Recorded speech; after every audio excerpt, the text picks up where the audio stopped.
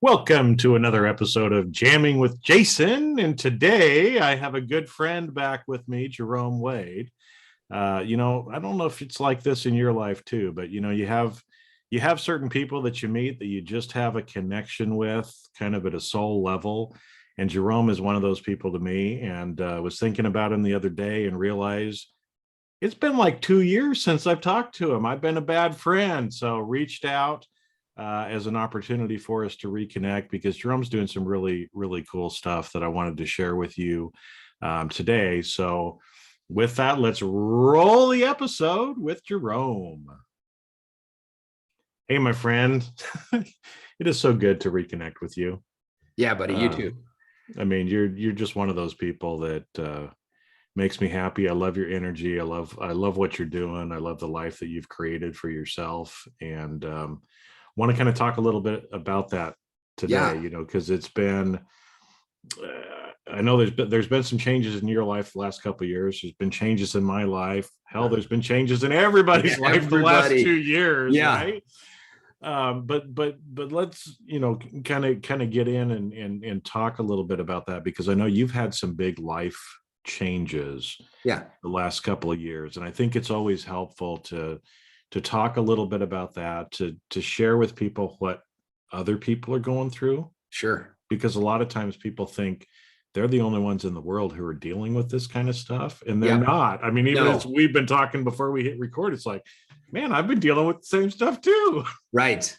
So what's been happening the last couple of years for you, and how has that kind of changed what you're doing? It's changed where you're living, So maybe kind of explain some of the stuff that's been going on in your life recently. Yeah, well, first of all, let me say it is great to reconnect with you. I remember vividly our last conversation in Newport Beach. We're sitting outside of the hotel looking on the marina, and I cherish that time, and I am grateful for our friendship, and I'm glad we're reconnecting now. And I tell you, it's easy to disconnect, especially with the global turmoil, the obviously the COVID realities that everybody's going to have to deal with. That's going to mark a significant, era in our lives and in global history. We got a lot of political things happening in the world that definitely want to disconnect people. But I'm so grateful that we are reconnecting right now. But no, 2 years ago, Jason, when you and I were sitting on that bench having our little chat, just weeks later, our life took a very, for lack of a better word, traumatic and catastrophic turn. We were dealing with the death, or the potential or the imminent death, of my father-in-law. Good man. We loved him. And he had lung cancer. And so we knew that it was coming, just didn't know how soon it would be. Well, that ended up being right after the first of the year. So that'd have been 20. Yeah, literally just a couple months, because I think we were October, November, something like that. We were mid-November sitting on that beach there, or sitting on the on the pier there. And then it was mid-January that Don passed. At the same time, my mother was slipping into severe dementia and grieving that. And I'd already been, helping my mom and, providing some care for my mom, and having to deal with the emotional realities, because dementia is death, 1,000 deaths, because you just watch somebody who is so strong and capable, their mind and mental faculties just stop working. Jody's mom, my wife's mom, had battled cancer, successfully came through that. And then we had some other personal challenges that we were having to face that were just not fun. They were just ugly things that we were having to process and deal with. And this was all pre-COVID. These were all weeks and days before COVID hit. And when I tell people this story, they're like, "Oh man, COVID will wreck you." I'm like, "No, this was pre-COVID." And then you throw that on top of everything else. And and we were positioned for this to be the best year of our business in our life. And you and I had spent that 1 year together in the mastermind program, and that's why we're sitting, on the deck there, on the dock there. And so it was going to be the best year of our business. And then COVID just slaps us in the face with this reality of shutting our industry down. A professional speaker, trainer, consultant. And so it didn't 100% shut it down, but it did about 96%. So it's pretty dang close to everything was shut down. We can call that 100%. I think it's okay to say that. So but it left me and my wife at a place of just depletion. We were exacerbated because of all of the circumstances that had happened, that took place, the difficulties, the trauma, the dramas of life. And by no means do I think ours was worse than anybody else's. It was just a lot of shit to have to deal with at one time. And so we started looking at how are we going to navigate the future, especially with what we just went through. And in some ways, part of the story was more challenge that we'd have to deal with, which would take another year for us to resolve that. And so we had to really start looking at some things. So what it led us to do, and now we're still pausing a little bit, hedging a little bit at early COVID, because, the first announcements were, hey, we're just going to kind of shut things down for a few weeks, right? 3 weeks, 6 weeks. Yeah. This is going to be short-term, guys. There's nothing here. So you're thinking, all right, well, we'll ride this storm and no big deal. We'll take a little break and then we'll be hard at it. Well, then, as you know, we're still dealing with it and still dealing with some industry limitations right now. Although things are resurging, things are redeveloping, but it's still going to be a bit before we're 100%. So we started looking at what did we want to do, and something we needed to do. And in many ways, we were trying to answer the question and seek an answer to the question of, how are we going to recreate our life? Who are we going to become? And then I think at the base of it, because when you face trauma like that, and it's heartbreaking and it's hurtful and it's overwhelming, you can, and a lot of times people lose their way or they lose themselves. And so my wife and I had just decided that we were going to find ourselves again in the middle of the trauma or in spite of the trauma, in the middle of the drama or in spite of the drama. We were going to do it in the middle of COVID or in spite of COVID. We were going to find ourselves. And so come 3 months after COVID started, so that's March, middle of March, April, May, June, somewhere around the end of May, we decided that we were going to sell our house in Albuquerque, which is where I had lived most of my life. I'm a native Albuquerque boy, moved away, then moved back and had businesses there. But we decided we were going to leave that place, and then we were going to travel the US in our RV. So that's what we did for 7 months, 12,000 miles, 18 states over several months. We went up through all of the Rocky Mountains, because I'm just a mountain guy at heart. Went all the way to the Canadian border. Stayed up there in Montana for, 5 or 6 weeks, drove back through the Rockies. My daughter got married. Then we went to the East, and we went through beautiful places, Tennessee, Kentucky, the Carolinas, Georgia, Florida, of course, and spent the next several months, just enjoying the East Coast, and then Florida for a couple of months. And what was amazing is that question continued to kind of rattle in my brain.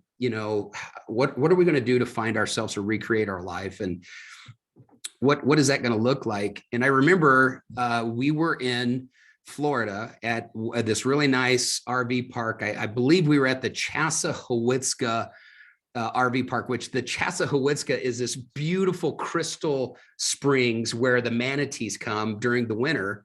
And you just see manatees everywhere. I mean, I've got the most amazing videos while I'm stand-up paddleboarding with manatees literally just inches below my stand-up paddleboard. And but I watched this segment from Bert Kreischer's program, The Cabin. And there was a statement that popped up, and it was a quote by George Bernard Shaw that said, "Life isn't about understanding yourself. Life is about creating yourself."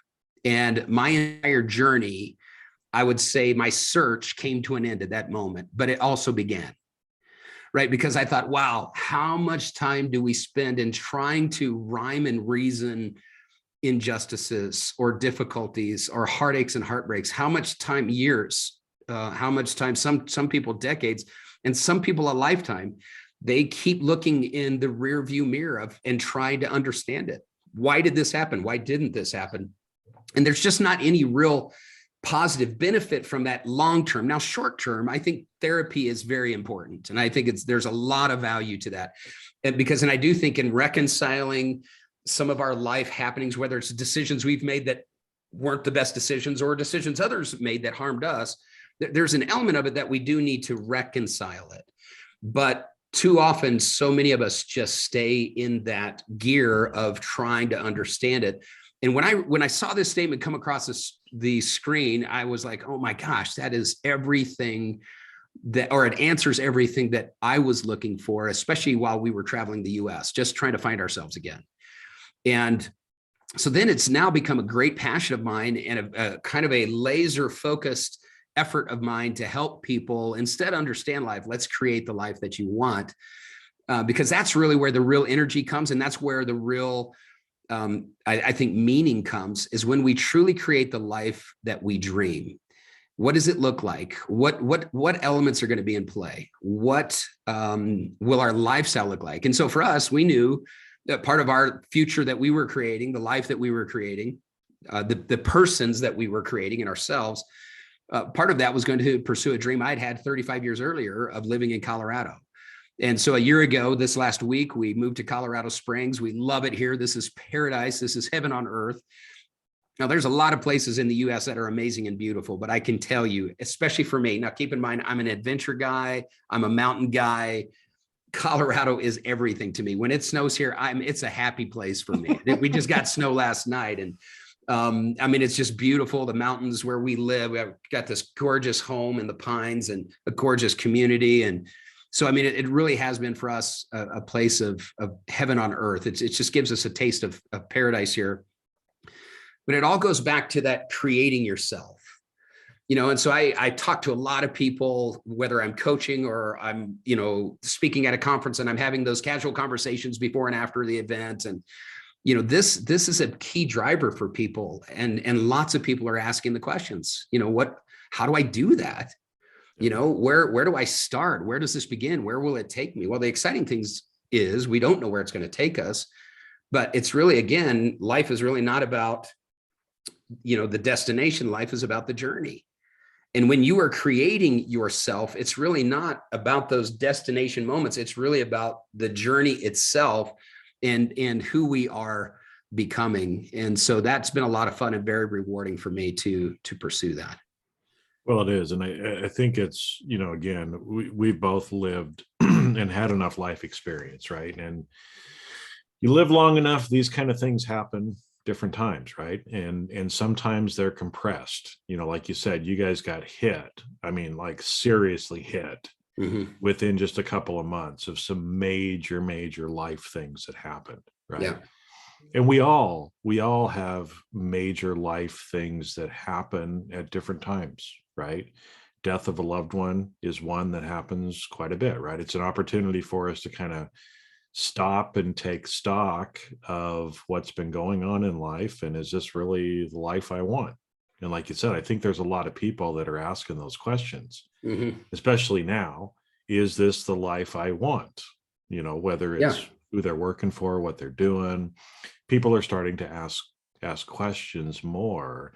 And like you said, I love that quote, life is not about understanding yourself. Life is about creating yourself. Because so much of the time you could have sat there and said, why me, why me, why me, poor me, right? Yeah. And you're like, no, we're going to sell the house. We're going to get in the RV and we're going to drive around the country, right? We don't know yet what's going to happen, but let's do something different. Yeah. And I see that a lot of times with people. They know they want something different, but they don't know what it is. Right. So how did you, as you guys were going through that journey, of how did you kind of come back to what it was that you wanted to create for yourself? Because I think sometimes that's people know what they don't want. Yeah. But it's hard for a lot of people to articulate what they actually do want. Yeah. And it seems like that's the first thing you have to do to kind of recreate yourself. You have to know what you want to create. Right? Yeah. Well, it really does come down to a simple question. Now, even though it's a simple question, it is very complex in answering. But I really think the first step is to start entertaining the simplicity of that question. What is it that I want? But here's where I see challenges for people. I've coached a number of different people, whether it's on a team or the team, or an entire organization. And I bring this question up all the time.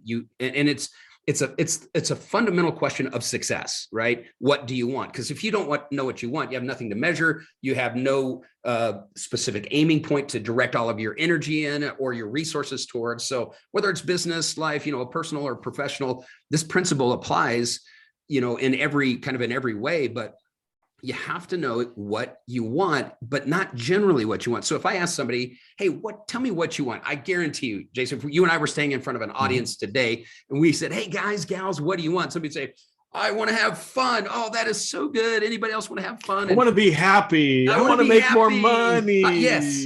Yeah. So they're going to give us these great answers, but they're generic or general answers. Well, the problem with general statements and general answers is that you are going to get general results and not specific results.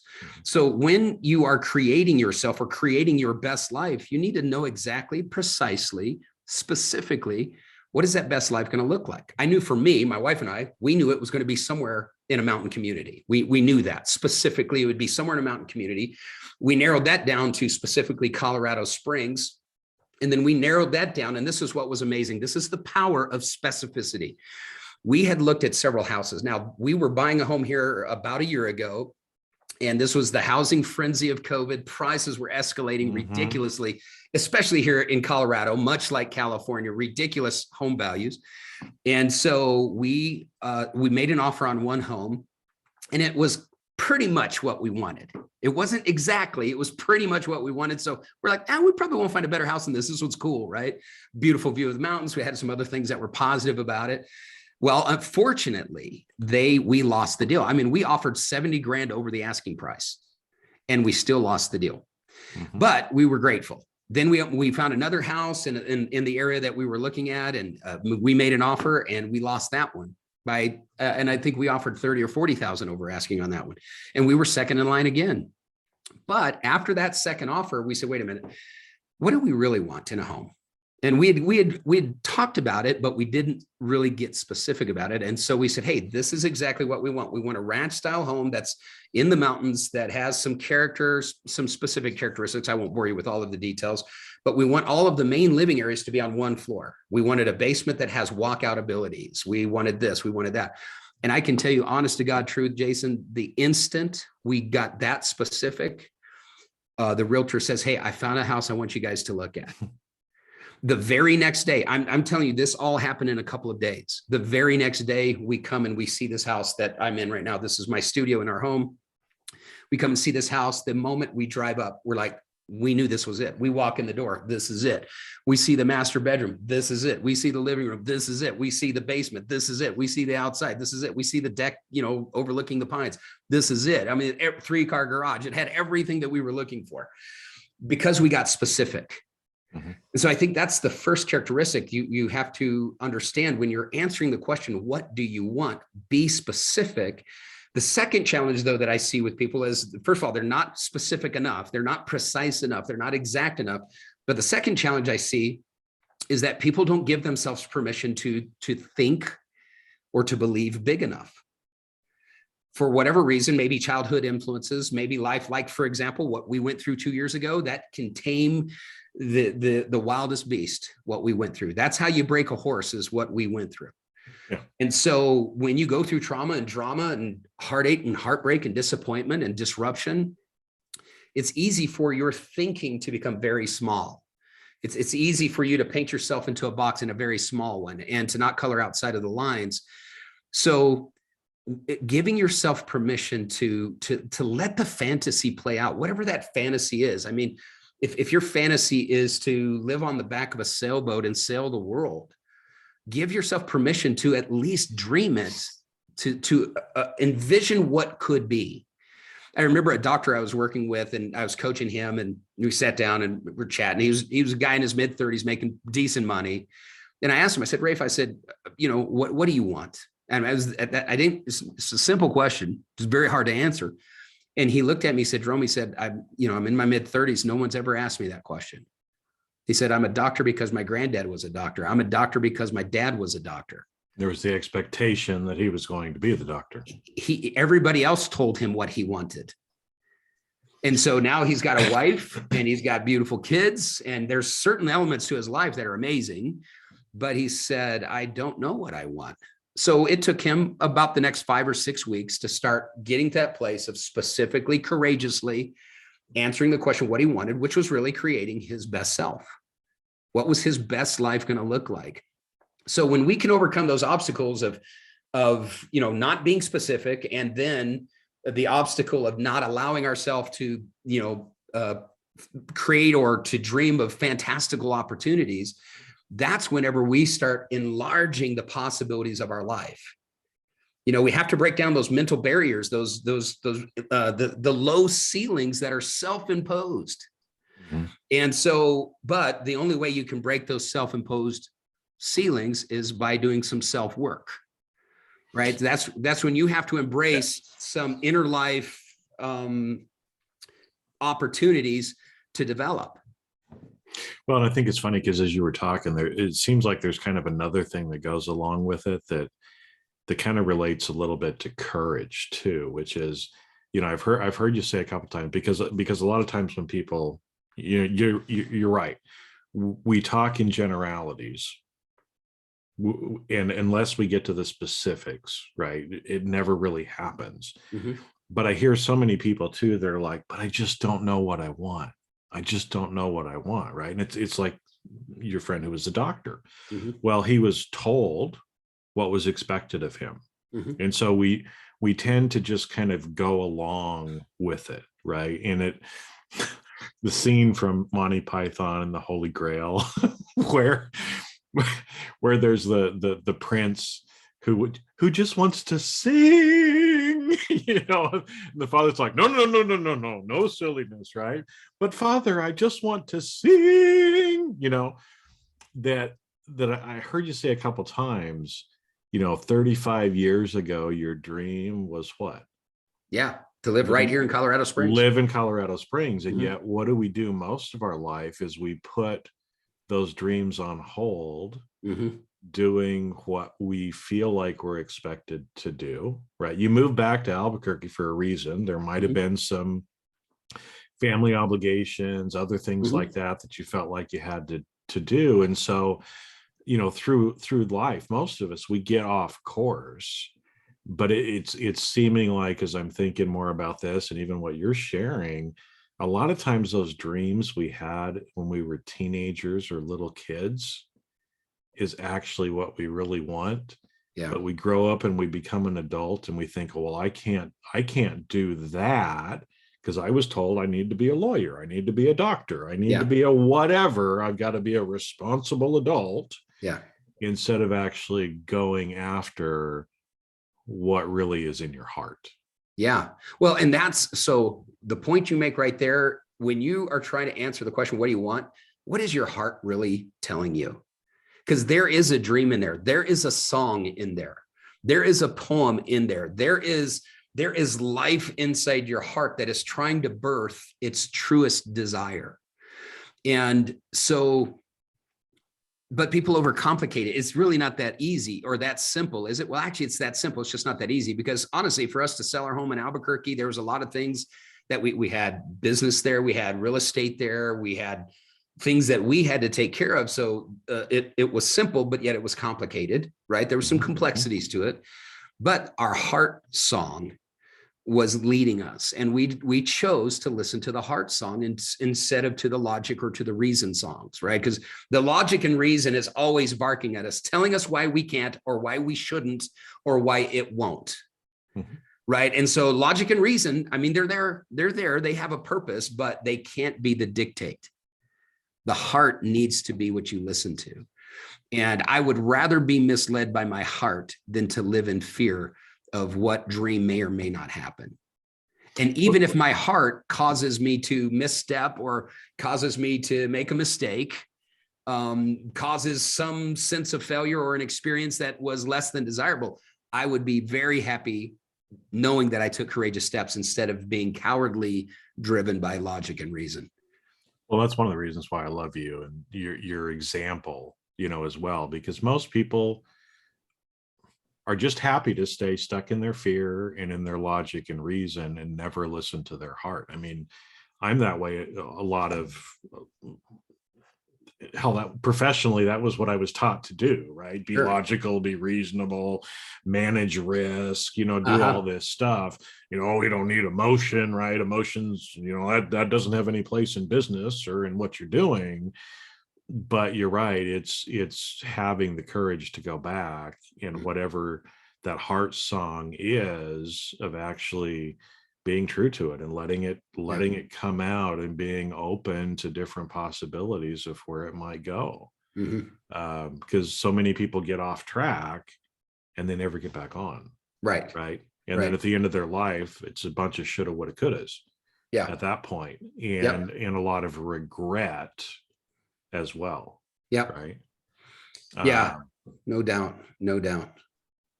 Well, and because I know, you guys were like us now, we're empty nesters. So it's kind of like you can do whatever, right?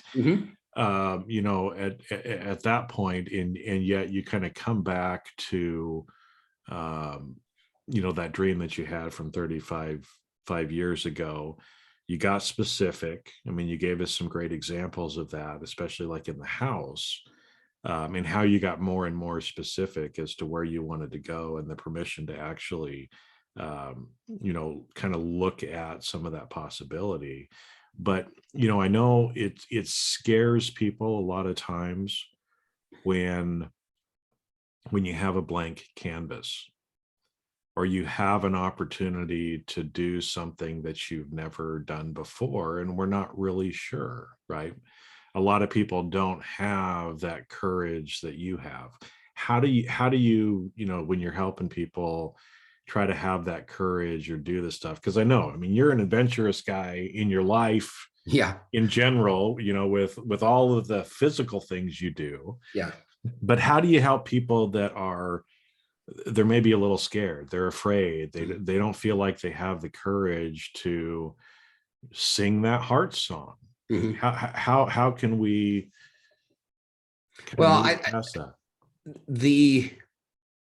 I think a key here is you've got to find sources of energy that motivate you, or reasons that motivate you. So let's imagine that you're in a situation and you're not happy, and you haven't been happy for a while, and you have worked a career that might have provided very well for you and your family. You might have had some level of meaning that you drew from it. Things may not be bad, but they're just not what they could be, or what your heart is telling you need to pursue. So what I try to do, and like when I'm walking through people, again, whether it's one-on-one or one on some in a team setting, I'm just, imagine a year from now. Tell me what it's going to be like if nothing changes. 1 year from now, and we're meeting on February 17th, 2023. And let's just assume, Jason, you're on the other side of this conversation and you're miserable. You're not happy. There's more. The results aren't what you want, whether it's business or life, whether it's personal or professional. Imagine 1 year from now. What is it going to be like? What are you going to be feeling 1 year from now?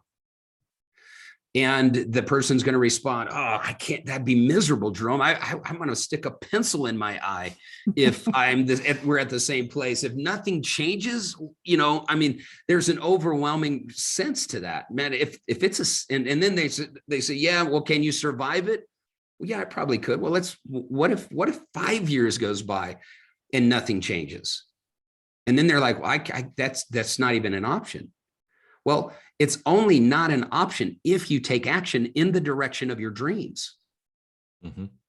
Otherwise, if you're not taking action in the direction of your desires, taking action in the direction of your dreams, then it will be the same 1 year from now, 2 years from now, 5 years from now, 10 years from now, decades from now. Or when you're on your deathbed, you look back and you say, why didn't I take that step in my 20s or my 30s or my 40s or my 50s?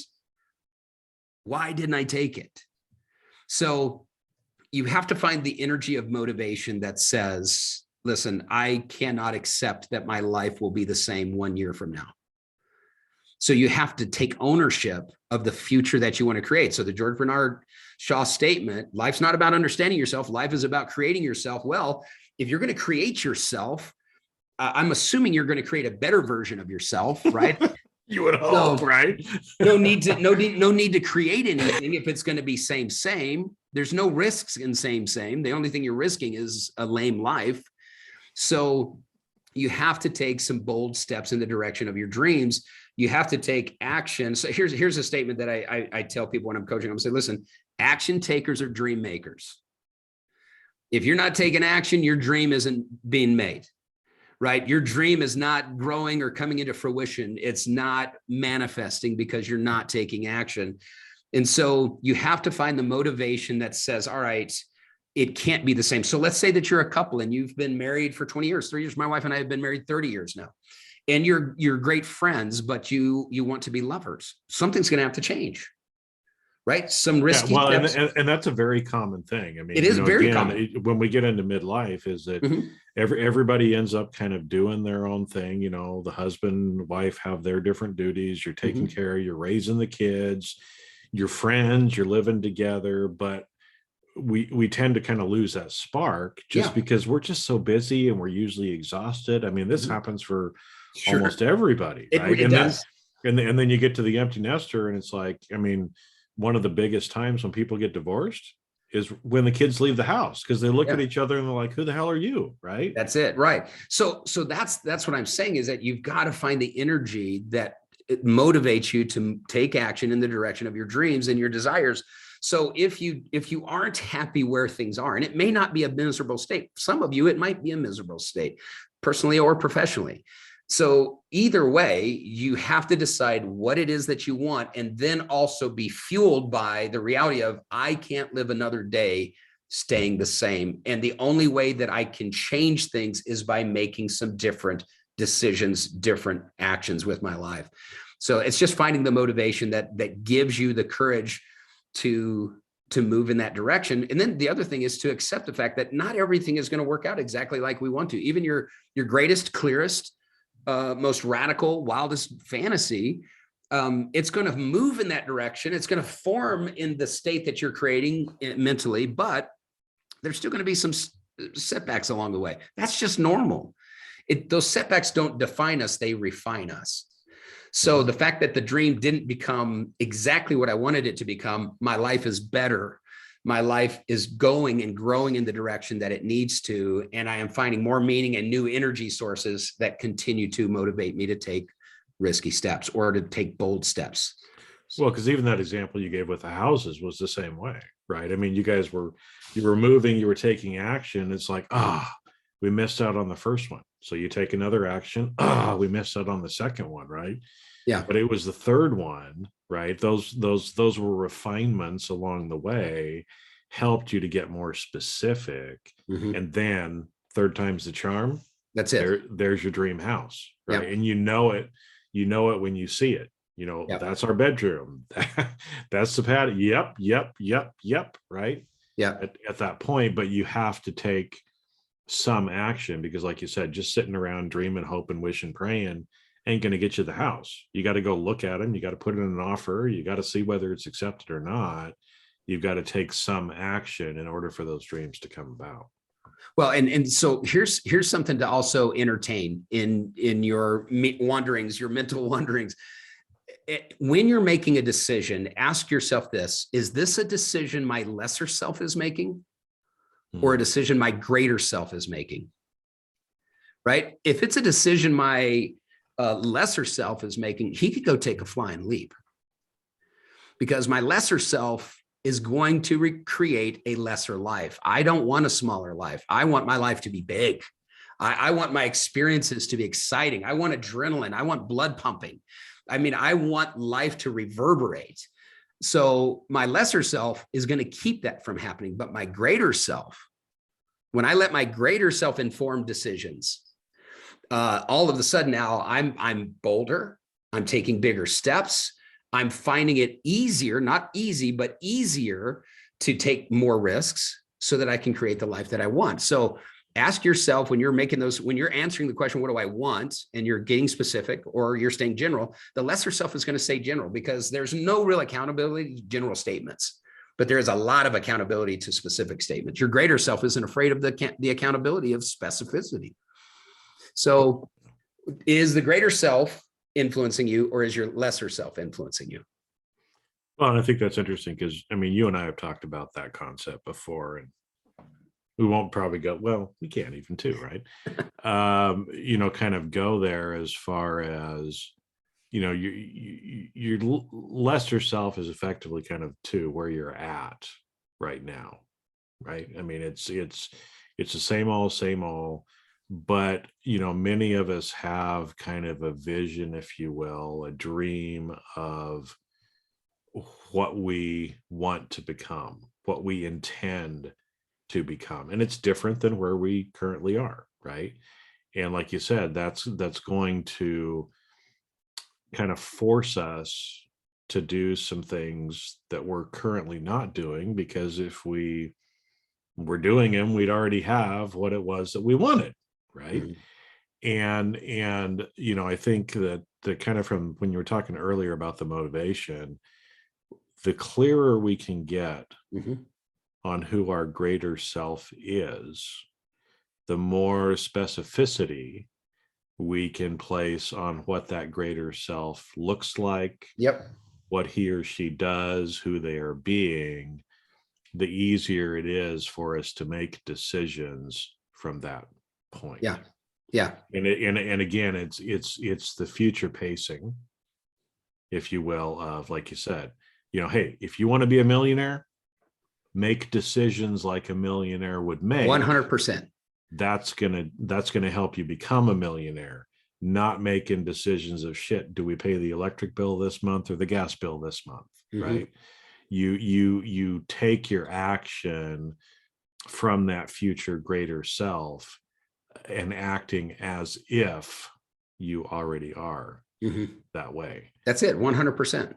And it's not a fake it till you make it thing. It's not a opposing, you're a poser. I'm a poser. But it is, what you're doing is creating the energy you need, and you're drawing that energy from the future self, right? Because your greater self is not so much your present self, it's the future self, right? So if you're creating it, so you're in process, you're in progress. So I am taking the energy and motivation of my greater self and who I see I should be and who I want to become. Now, I love myself, who I am today, but I'm also reaching to improve and to align with my greater self, because my greater self is holding my greater life. And and I want to get into that a little bit more, because I think too, when you were talking about, getting that energy that motivates you. I think just to be clear with people, let's go a little deeper on that, because I think, a lot of times, I mean, you and I are speakers, and there's the term motivational speaker, right? Which the idea is, person pumps you up, they get you all excited. And then usually most people go and do not a damn thing. They do nothing. They do nothing. They take no action. They got really excited while they were listening to this person talk, and then they don't do a goddamn thing, right? So that's where, again, there's a lot of people that say, well, motivation speakers, you don't really need a motivation speaker. That is an external motivation, right? So like, your friend became a doctor. Why? Because of the external motivation of grandfather was a doctor, father was a doctor. He was being motivated externally to become a doctor, right? This greater self, higher self that we're talking about, that motivation isn't from the outside. No, that's all intrinsic. Motivation is from the inside, right? So let's talk about kind of that, because I think, again, a lot of times when people hear motivation, they're thinking that they need somebody else to motivate them to get excited, and then they'll go do something. But that's not how it works, is it? Well, no, I think it's important to have external motivators, right? Like chatting with you, Jason, that there's some motivational energy for me that comes from this. I get to hear your story. I get to hear some of your triumphs and some of your tragedies, and I'm inspired by the whole story. So I think it's important to have externally fueled opportunities, right? That's energy that we receive from other people. But the true source of motivation must come intrinsically. It's self-motivation, right? I have to be the one that motivates myself. And so for me, and I use the word energy, and I don't mean to use the word energy in some metaphysical sense. It's really, I look at everything as some source of energy, right? What we do, who we talk to, we have good sources of energy, have bad sources of energy. So what self-motivation is finding that energy from the dream, the vision, the future that you are creating in your heart and your mind, the song that your heart is singing, and allowing that energy to motivate you. So, but I have to be the one that acts on that. So if that energy is available to me, I have to receive that. And I have to use that and leverage that to keep myself moving in the direction of my dreams. And when the self-motivation is gone, intrinsic motivation isn't going to do much. It might be a Kickstarter, it might be a reminder, but you always have to come back to the person who is taking proactive steps, in the direction of their dreams. Well, it's almost like, because what I, especially with the energy kind of an idea, right, is that, like you said, people give off energy. You give off energy. I can feel it too, right? And you motivate me, you inspire me as well. And so, one thing that I try to think about or do for myself is, I'm accepting that. I'm bringing that in, right? It's getting me excited, and it's almost like it's coming into me internally. But now I got to take that and I got to like compress that and do like a little nuclear fusion kind of on the inside, so that I feel like that energy is just bursting back out of me. Yeah. Right. That's where, when you see that greater self, when you see what you are capable of doing, and you're thinking about it from that way, and the life that you will have, the benefit that you will provide, the service you will give to other people, that's some of this internal motivation that gets your butt out of bed, gets you making those decisions from a higher self perspective, and just get shit done, right? I mean, I know you love serving people, and I would guess, again, your higher self, that's a big deal, and you want to make an impact on this world, not just in your own life, but in the life of other people. Because I know we've talked about it before, about even some of the numbers of people that you want to be able to help influence and help in this world. Isn't that too where part of this internal motivation comes from, is remembering and realizing and fueling that of the kind of impact that future self will have on the world? So for me, I have found 3 sources of energy that fuel my decisions. All right. And I'll put it in this. These are, you could call them values that I live my life by. My first value is adventure. I love adventure. I told you just in our preliminary comments that I have recently become a glider pilot. So gliders are planes without engines. And I am falling in love with this place, right? It's an amazing sport. I love adventure. I've trekked to base camp Everest. I've kayaked the entirety of the Grand Canyon. I've recently, I trekked from South Rim to North Rim of the Grand Canyon. Hardest thing I've ever done in my life. I like adventure. I like traveling the world, partly why I also like the industry I'm in as a speaker. I've got events internationally booked already for this year, and domestically, of course. So adventure, but when I am experiencing adventure, it gives me energy. And so I keep making decisions that, and I'm drawing from that energy of adventure so that I make decisions that create that life of adventure. Now, the second value that creates energy for me is meaning. And that's exactly what you're talking about, contribution.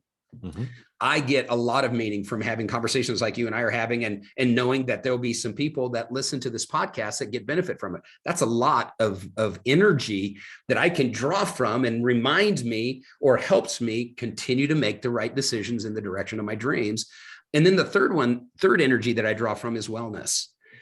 For me, and could be also stage of life, we have to be much more intentional about our health care, our mental care, our emotional care, our heart care, our body care.